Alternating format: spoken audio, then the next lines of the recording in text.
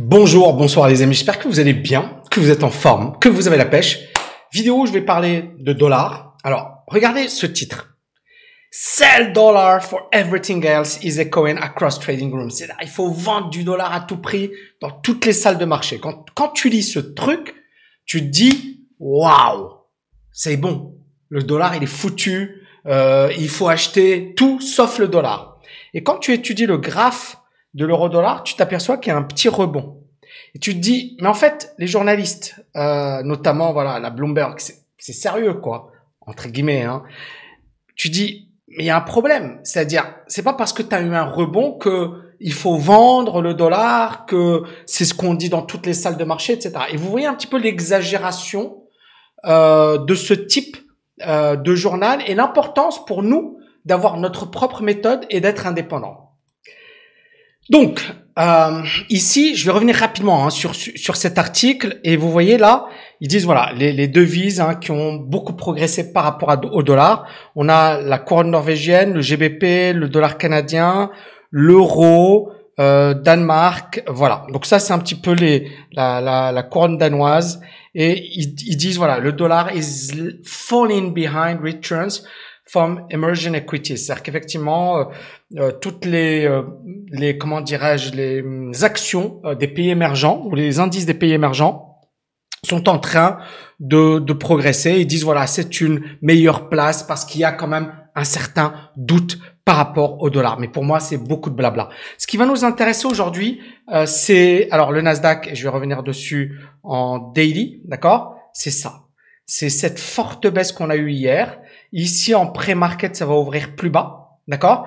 Et on voit bien que ce gros niveau, là, on a un gros niveau de support, pour moi. C'est un énorme niveau de support.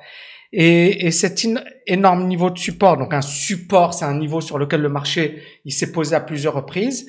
Et ce niveau de support, vous voyez, on l'avait cassé par là, on a rebondi, on repart à la baisse. Donc, on est toujours dans cette zone de consolidation. On prend également le S&P, c'est l'indice des 500 plus grosses valeurs américaines. Vous voyez ici, depuis le mois de septembre, on est en train de faire du surplace. On n'a pas vraiment beaucoup progressé. Ici, c'est septembre.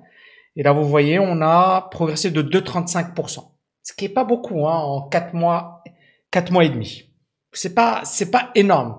Et ça prouve encore une fois qu'on est dans des marchés qui consolident. Ça n'a rien à voir avec ce qui s'était passé avant.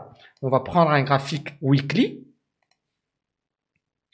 Donc, vous voyez ici, on avait un marché qui a fortement progressé là depuis le mois de septembre. Vous voyez ici, alors je dis septembre parce qu'on a eu cette consolidation, mais on est autour la personne qui a acheté par là, elle est légèrement gagnante. Donc, c'est ça ce que ça veut dire. Donc, il n'y a pas une grosse variation. Donc, on sent qu'il y a quand même un épuisement. Mais comme je vous l'avais dit, donc là, on est vraiment sur un graphique moyen terme. Il faut casser ce premier gros niveau, donc cette première grosse zone de support. Et ensuite, on a la deuxième moyenne mobile. Et donc, sur une base jour, ça ressemble à ça. On est en train de croiser à la baisse, d'accord? Mais on voit bien qu'il y a quand même un certain épuisement. Et le niveau, il est là. 452, pour nous, c'est le gros niveau de support qu'il va falloir casser. D'accord? Et sur le Nasdaq, on est sur un truc qui consolide un petit peu. Et j'ai mis le niveau des 350. Pourquoi? Parce que c'est en dessous de la moyenne mobile. C'est un peu plus bas. Mais si on casse ce niveau, ça voudra dire que cette divergence, elle sera validée. Et là, on sera vraiment dans une phase de correction profonde. D'accord? C'est pas encore le cas. Maintenant, qu'est-ce qui peut amener le marché à corriger fortement? Je vais revenir rapidement sur la présentation d'aujourd'hui. D'ailleurs, si vous kiffez cette vidéo, n'oubliez pas de la liker, de la partager. Pour ceux qui veulent nous rejoindre, masterclass tami.net/LFA. Il y a un replay. Les tarifs vont augmenter demain ou après-demain, dans pas longtemps. Donc voilà, si ça vous intéresse, allez-y. Alors, je vais parler du dollar. Donc, le dollar, on l'a vu. Donc, vous voyez, la baisse du dollar profite aux pays émergents et à l'euro. Donc, ici, l'euro se reprend légèrement. Rien d'extraordinaire. Encore une fois, moi, c'est pas un truc, on peut pas parler d'un gros retournement. D'accord? C'est juste une petite reprise. Ça veut dire que voilà, les marchés ont un peu moins confiance dans le dollar pour le moment, mais ça ne veut pas dire que l'euro, au contraire, hein, l'euro n'a fait que s'effondrer. On est passé de 1,22 en juillet à 1,13. C'est normal de consolider un petit peu, même de se reprendre un petit peu. C'est pas dramatique, hein, contrairement à ce que nous explique le titre de Bloomberg. La deuxième chose, c'est que ce sont les pays émergents qui en profitent le plus, notamment la monnaie sud-africaine qui se reprend également, mais rien d'extraordinaire. Encore une fois, voilà. Mais c'est intéressant. Je voulais vous faire ce parallèle parce qu'il y a beaucoup de bruit. Et vous devez vraiment prendre de la hauteur par rapport à toute l'info que vous avez sur les médias, sur YouTube et partout ailleurs. Hein. D'ailleurs, moi-même, je vous le dis, il y a beaucoup de gens qui me disent « Tammy, qu'est-ce que tu penses ? Je vais jamais te donner un conseil. Et je pense que si tu prends mes conseils, t'es mal foutu. Maintenant, je peux t'enseigner comment le faire. Je peux t'apprendre à pêcher, mais te dire « Voilà le poisson » et non, c'est pour moi pas quelque chose de sérieux. Et autre point important, c'est que vous devez vous former. Avec moi, sans moi, avec d'autres, formez-vous. Moi, je me forme en permanence, j'apprends en permanence, je me développe en permanence. Je pense que c'est vraiment un raisonnement que vous devriez avoir, surtout aujourd'hui en 2022. Alors, hier, comme je vous l'avais dit, le Nasdaq a fortement baissé et la raison, c'est que on parle de plus en plus de hausse des taux d'intérêt. Vous voyez ici, des membres de la Réserve fédérale, etc., ont signalé leur intention de combattre l'inflation de manière agressive. Et donc, clairement, si les taux d'intérêt augmentent, les grands perdants, ça va être les valeurs technologiques. Et je vous avais déjà fait une vidéo sur le sujet où je vous avais dit que beaucoup de valeurs technologiques avaient déjà perdu 50%, 40% des valeurs du Nasdaq 40% des valeurs du Nasdaq avaient perdu. Donc ici, voilà. 40% des actions du Nasdaq avaient perdu plus de 50%, ce qui est juste énorme, d'accord? Et on a les 2/3 qui ont perdu plus de 20%. Donc on est déjà dans un marché baissier sur le Nasdaq. Et hormis donc les grosses valeurs, les GAFAM, mais également Tesla, d'accord? Ça, c'est des valeurs qui s'effondrent moins. Mais sinon, toutes les autres valeurs baissent fortement. Il y a également un fonds qui est très intéressant pour nous. C'est le fonds de Cathie Wood. Et alors, ce fonds, c'était le fonds le plus célèbre dans les années en 2021, d'accord? C'est un fonds, je vous en avais déjà parlé, je vais en reparler encore parce que c'est intéressant. Regardez ici les volumes sur ce fonds. Les volumes qui explosent, c'est-à-dire qu'en échange, il y avait 46 millions de titres échangés à $156. Faites les calculs. Donc ça veut dire qu'on a des volumes explosifs.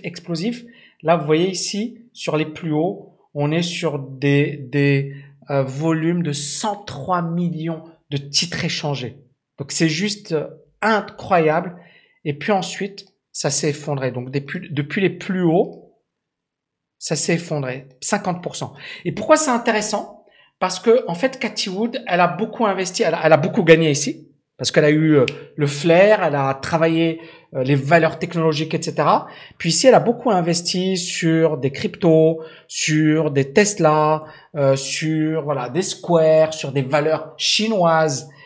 Et en fait, là où elle a gagné, parce que la tendance était vraiment favorable, ici, elle est en train de perdre 50%. Mais ce qui est incroyable, c'est les volumes et les gens qui ont acheté au plus mauvais moment. D'accord? Et donc, encore une fois, Cathie Wood, on l'a présenté comme la pape de l'investissement. C'était la meilleure performance en 2021.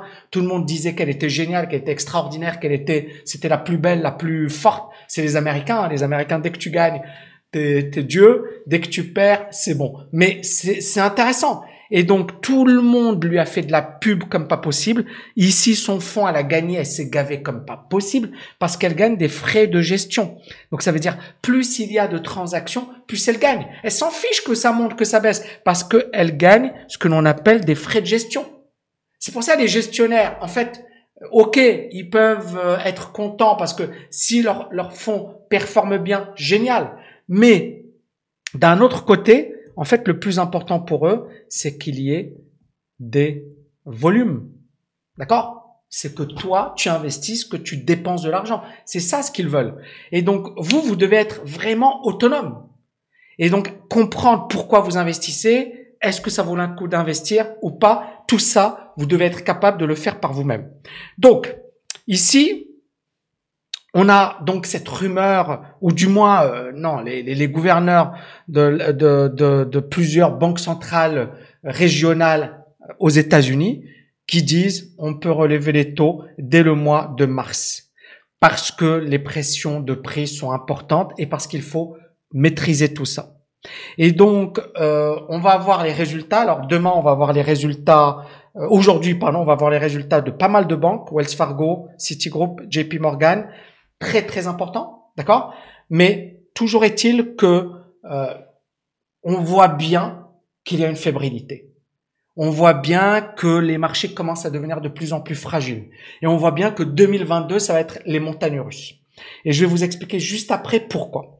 Donc la chute des valeurs technologiques, je vous l'ai expliqué, et elles sont sensibles à la hausse des taux. C'est-à-dire que si vous avez une hausse des taux, ces boîtes vont morfler parce qu'elles ne génèrent pas énormément de profits, parce qu'elles ont des valorisations très très très importantes, et parce que si les taux augmentent, leur valorisation actuelle ne sera plus justifiée. Du moins, encore une fois, c'est le consensus. C'est-à-dire que sur les marchés, ça fonctionne par croyance. Il y a une économiste, Marie Brière, je pense qu'elle bossait auparavant chez Amundi, hein, elle a même écrit un bouquin, elle a fait une thèse avec André Orléans sur les croyances. Et j'en parle dans mon bouquin L'art du trading. Son bouquin est très intéressant. Je ne sais pas s'il se vend encore aujourd'hui, mais très intéressant sur les croyances collectives. Et ce qui est intéressant, c'est qu'elle disait que, en fait, il y avait des phénomènes de mode. C'est-à-dire qu'à un certain moment, on va s'intéresser à une certaine statistique, puis à une autre, puis à une autre. Vous voyez ce que je veux dire? C'est-à-dire qu'à un certain moment, on va s'intéresser à l'inflation, puis à les résultats, puis à les taux d'intérêt, puis, et en fait, à chaque fois, vous allez avoir un thème à la mode. Et donc, c'est comme les cryptos. À un certain moment, tiens, le métaverse, tiens, les NFT, tiens. Et à chaque fois, ça change. Pourquoi? Parce que c'est comme du zapping. Les gens, ils vont passer d'un truc à un autre, à un autre, à un autre. Et c'est ce bruit qui fait que très peu de gens arrivent à être réguliers, à être focus. Et le problème, encore une fois, il y a beaucoup de gens qui me disent, Tammy, mais t'as pas fait ci, Tammy, mais t'as pas fait ça. Non, parce que si je fais tout, en fait, je fais rien. Je préfère rester focus sur ma zone de génie, entre guillemets, les domaines que je maîtrise. Je préfère rester focus sur des domaines où je vais être productif plutôt que de vouloir tout faire. Et parfois, le bruit, il est tellement présent que, en fait, tu te dis, merde, le problème du FOMO. D'accord? Moi, les NFT, tout le monde me dit, Tammy, mais pourquoi tu lances pas ton NFT? Tammy, ce serait génial. Je sais que ce serait génial. Mais, si je le fais aujourd'hui, ce serait le FOMO. J'ai des choses plus importantes. Je vais avoir les 6 prochains mois. J'ai déjà mon planning. Je sais déjà ce que je vais faire, etc. Et bien évidemment, ça donne envie. Quand tu vois des gens comme Gary Vee, je sais pas, il a fait en un mois, il a fait 90 millions de dollars avec son NFT. Tous les jours, rien que les transactions sur les NFT de Gary Vee, j'avais lu un truc, il disait 200 000 dollars. De transactions en une nuit. Je dis, ouais, je me suis endormi le lendemain, on avait 200 000 dollars de transactions, j'ai rien foutu. Pourquoi? Parce qu'en fait, les NFT de Gary Vee, à chaque fois qu'ils échangent, 10%. Donc 10%, merci. Et donc, allez-y, échangez mes NFT, etc. Et donc, c'est juste énorme. Il y a une hype aujourd'hui qui est juste incroyable. Clairement, il y a des choses à faire dans ce domaine. Clairement, je suppose que dans ma communauté, il y en a plein qui seraient chauds pour que je lance un NFT. Je le sais, parce qu'on m'a l'a demandé au sein de l'école et tout. Maintenant, si je le fais, je suis en mode FOMO. Je suis en mode, tout le monde le fait, donc je dois le faire. Non, calme. Si je le fais dans 6 mois, si je le fais dans un an, si je le fais pas, je m'en fiche. Le plus important, et cet exemple, il est très important, les amis. Ce que j'ai envie de vous dire, c'est que, en fait, le plus important, c'est d'être aligné, d'être bien. Alors, parfois, c'est clair qu'il y a des opportunités. Mais les opportunités, il y en a tout le temps. Il y en a tout le temps. Et en fait, le problème, c'est que si tu passes d'une opportunité à une autre, à une autre, à une autre, t'es pas régulier, t'es pas, genre, je sais pas, moi, un mec qui fait de la boxe anglaise, puis 2 mois après, il fait du MMA, puis après, il fait du judo, et puis, le gars, il deviendra jamais bon. Alors que si t'es focus sur ta zone de génie et t'essaies de donner le max, c'est là où tu vas monter en puissance. Donc, pour en revenir à ça, il faut vraiment comprendre qu'aujourd'hui, il y a un changement de paradigme. Et les gens, ils sont là. Ils sont dans ce que je disais, Marie Brière. D'ailleurs, je vais essayer de ressortir son bouquin rapidement. Alors, c'est son bouquin, avril 2005. Et là, vous voyez la formation des taux d'intérêt, anomalies, croyances collectives. Et elle dit la formation des taux d'intérêt sur les marchés financiers est sujette à de nombreuses anomalies incompatibles avec l'analyse fondamentale. Des modifications brutales de prix, anticipation non rationnelle, instabilité des facteurs économiques qui influencent les cours. Différentes explications peuvent être invoquées. Les tenants de la finance comportementale défendent par exemple que les intervenants sont irrationnels.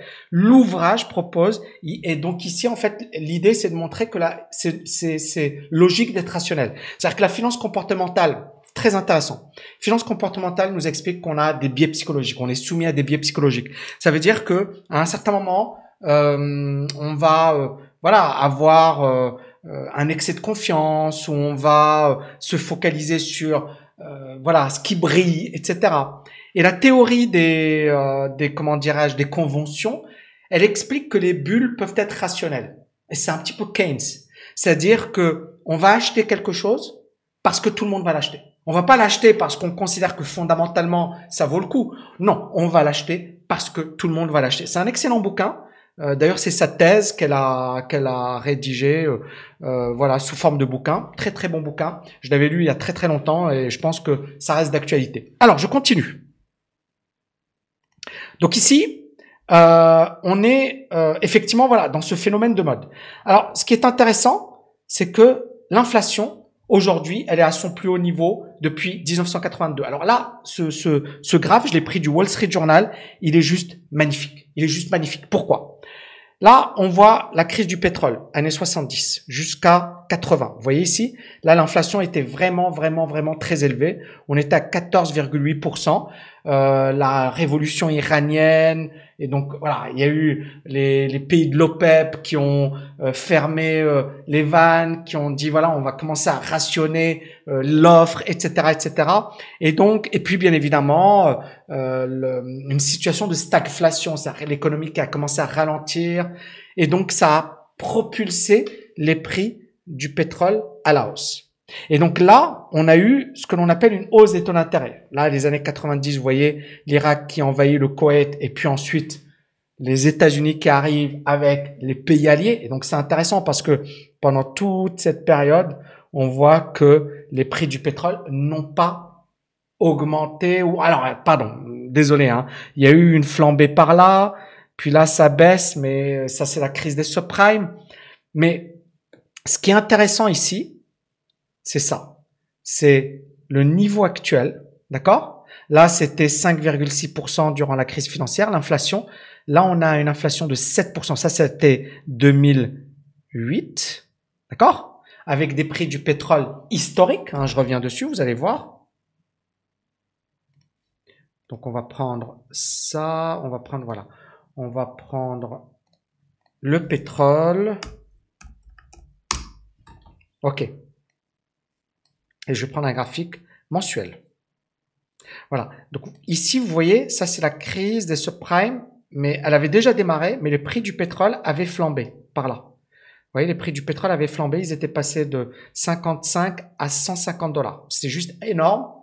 Et puis ensuite, on a eu un effondrement. C'était également énorme. Et vous voyez, on peut avoir ce type de phénomène sur les marchés. C'est-à-dire que la hausse, c'est juste dingue ce qui s'était passé.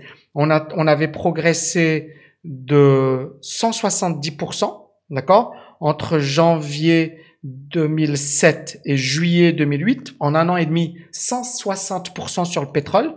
Et puis, là, regardez ce qui s'est passé. On a eu une baisse de 74% en l'espace de quelques mois, quoi, entre juin et décembre 2008, en 6 mois. 75% de baisse en 6 mois du pétrole. C'est énorme. Puis, on a effectivement un pétrole qui fait du surplace. Là, le pétrole, il n'a pas encore explosé à la hausse.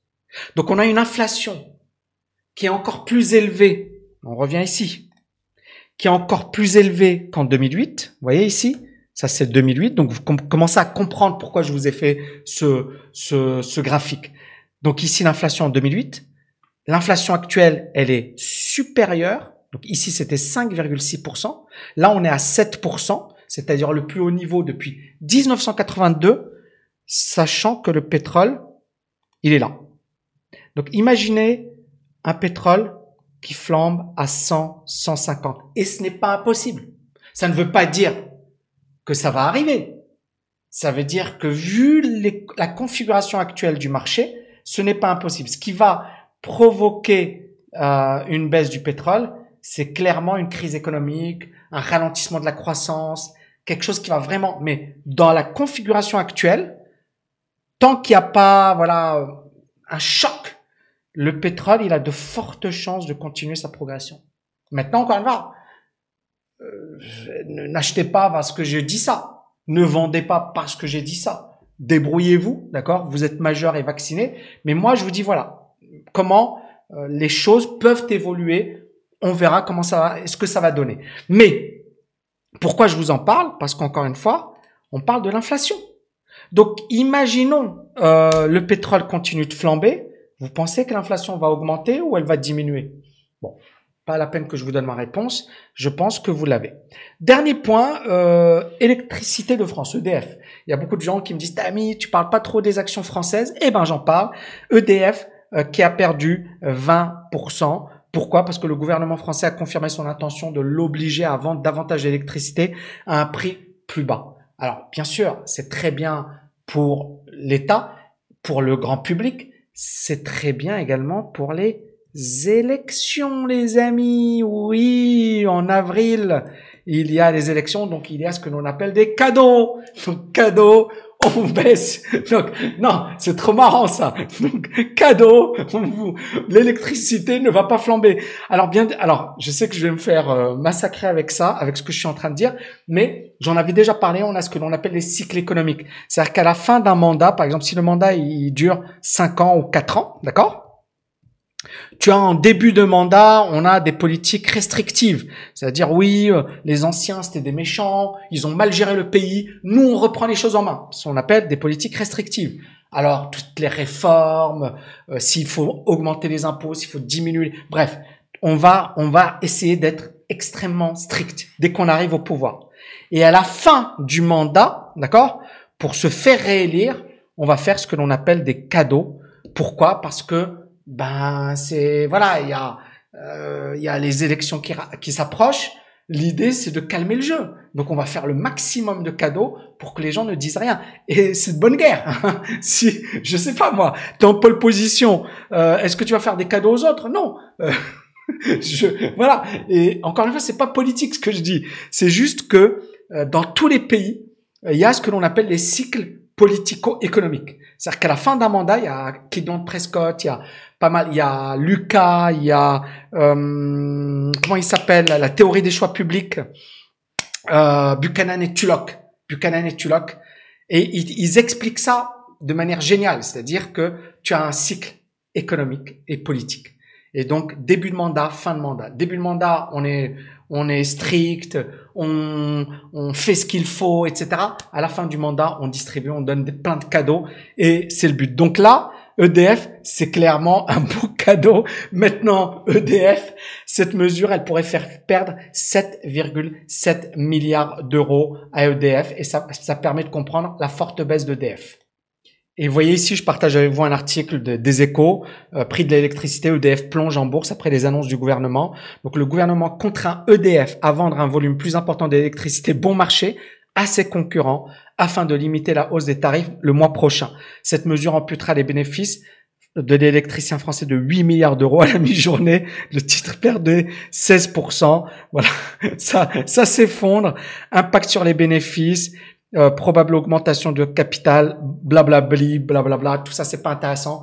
Ce qui est intéressant ici, c'est cette notion de Black Swan, c'est-à-dire que c'est super intéressant, c'est-à-dire que tout le monde se dit waouh, EDF c'est génial. Pourquoi c'est génial? parce que il y a l'électricité, parce que les prix de l'électricité vont augmenter, parce que ceci, parce que cela. Mais là, alors bon, alors je vais la mettre en weekly. Je vais le mettre en weekly et même en daily. Hein, on va le mettre en daily, d'accord? Et là, vous avez cette nouvelle qui dépasse tout le monde. Et en fait, c'est quasiment une arnaque. C'est-à-dire que vous avez cette boîte qui s'effondre. Et alors bien sûr, ça remonte un petit peu, c'est normal parce que les gens se disent c'est une opportunité, c'est moins 16%, alors que tout à l'heure on était en moins à l'ouverture, on était à un certain moment à moins 24%, d'accord? Donc moins 24%, il y a une vraie panique, les volumes extrêmement importants, mais on voit bien que le titre est dans une tendance même à long terme et dans une tendance baissière. Hein, depuis d'ailleurs l'introduction en bourse, hein, ça valait 29. Aujourd'hui, ça vaut 8,74. On a fait un plus haut à 81. Il y a la Française des Jeux également. Ça, c'était un titre. Il y avait beaucoup de bruit par rapport à ça. Et là, vous voyez que la Française des Jeux est en train de bien dévisser. On est dans un bon marché baissier sur la Française des Jeux. Hein, vous voyez ici. On commence à bien se casser la figure. Voilà, donc dites-moi ce que vous en pensez. Est-ce que, alors politiquement et économiquement, c'est très fort. C'est-à-dire maintenant, clairement, voilà, sur un plan élection et compagnie, c'est clair que c'est gratuit, quoi. C'est-à-dire pourquoi se gêner et pourquoi ne pas utiliser finalement la puissance de l'État? Parce que, et pourquoi je parlais de la Française des Jeux? Parce que également ça appartient encore à l'État. Et le EDF appartient encore pas en globalité, mais l'État reste toujours actionnaire. Voilà les amis, j'espère que vous avez kiffé cette grosse vidéo. Encore une fois, les tarifs de LFA vont augmenter dans pas longtemps. Programme de dingue, formation de dingue. Si ça vous intéresse, magnifique, welcome, bienvenue. Je pense que vous allez adorer. Si vous ne voulez pas, c'est pas grave. Juste faites-moi exploser la barre des likes. Je vous dis à bientôt les amis. Ciao, ciao, ciao!